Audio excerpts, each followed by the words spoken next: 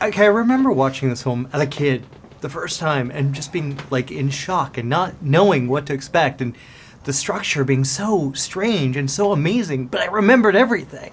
What was it like for you? What was it when you read the script thinking, this is such a unique, different film? Well, he mailed the script to me. There was this simple note: "Hi, my name is Stanley Kubrick. I'm a filmmaker, and I'm making this Vietnam film, Full Metal Jacket." Because I mean, how wonderful that he never wanted to presume that everybody should know who he is and what his name was. It was very innocent, his letter, and I wonder if you'd be interested in participating. And he didn't say what role it was or anything, and the script didn't look like anything, any kind of film script I'd read before. It didn't have, you know, like that classic final draft format of slug line, action, character, dialogue. It felt more like an outline for a novel. You know, it was suggestions of what might be happening and something that somebody might say in this circumstance. And it was part of the evolution of the artistic process that separates Stanley Kubrick from other filmmakers. That people always assume that he was this, he was a great statistician.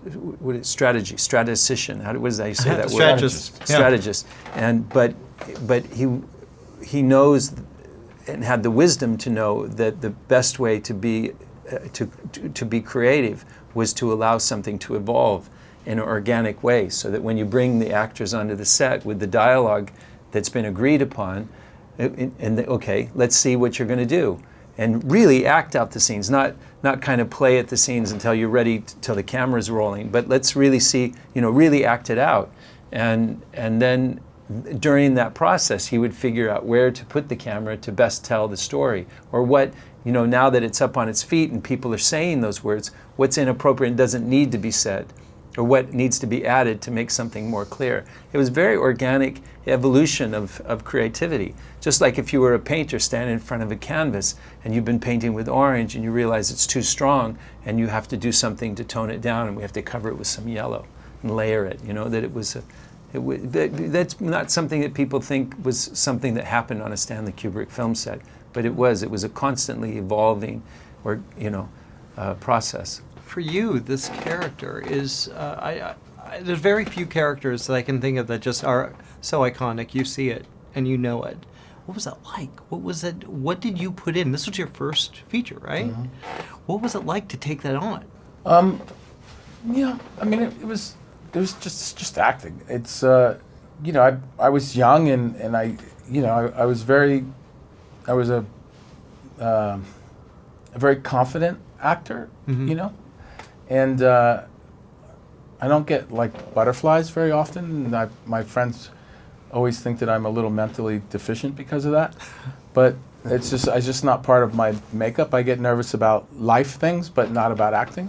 Mm. And so I went in and knew that I had a job to do, and saw the character as a particular way, and eventually, slowly, with the scenes that we started out with, he started to get an idea of what I was doing, and he never complained about it. Right? I mean, he just let me keep going. So I said, okay, I'm not getting fired yet. This is awesome. And so I would just keep doing it, and then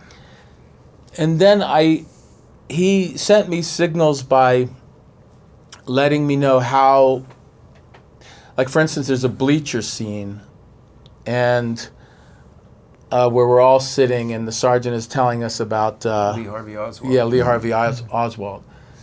And I was super, super hot. I had a towel over my head.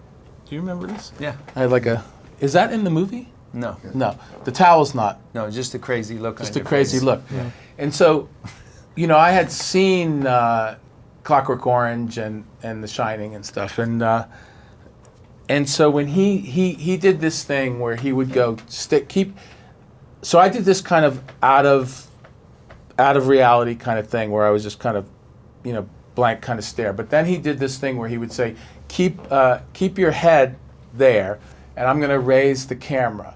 And so the minute he did that, and he goes, now look up at the camera, I knew exactly what he was doing because he had done it in all the other movies.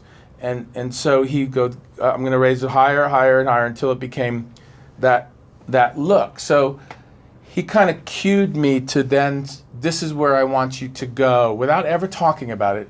This is where I want you to go with the next scenes that fit in this kind of, that fit in this, in that order, in the order before the bathroom scene. So he kind of cued me into the insanity. So then I thought, okay, so I keep doing what I'm doing, and then whenever he wants to do that shot, he's going to tell me. So all I got to do is show up with the interior, and then he's going to mold it the way he wants. And so, you know, when we finally got to the bathroom scene, he told me the night before in the parking lot that he wanted it to be there was the first and only time he had ever said any kind of direct story thing to me. He said, I want it to be big, I want it to be Lon Chaney big, and I said, okay, I can do that, and we went in the next day and we shot it. It was a very kind of, you know, he was so kind to me all the time that I didn't feel pressured at all by him. I just wanted to do a good job, and I knew that I could if I put my mind to it. You know, I was confident in that way. So,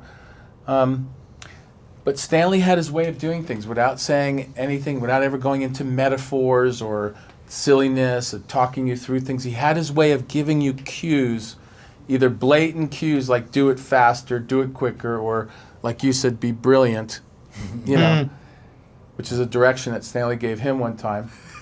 That you remember from the documentary. That's right, yeah. That's what it was like for me. It was just going in there and just hanging in there and getting it done, you know? Leon, with you, why did he want to tell this story? I mean, there's so many stories as to a lot of critics didn't really get all the real intricate things in this film. We're in Full Metal Jacket. You want to Yeah. wait?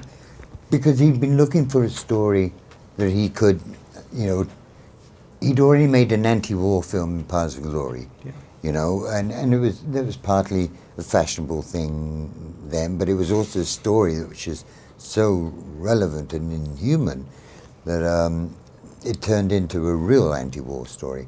What he wanted to do was find a subject matter which was just about war, what it does to people, and the kind of people you have to take out of their societies and put into another situation and tell them to kill people. And I remember we were coming back in the car from somewhere, and he said, I think I found the book.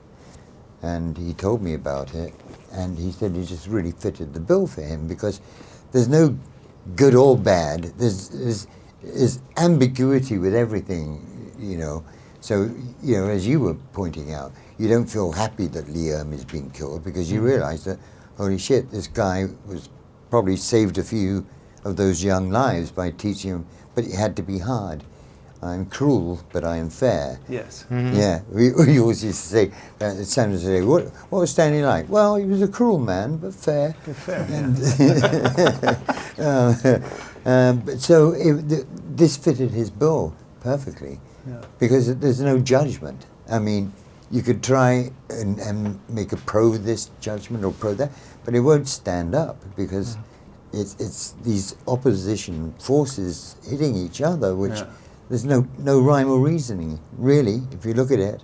As Joker says in the beginning, the phony tough and the crazy brave. Phony tough and the crazy brave. I think that's a big key to the film. Yeah, absolutely.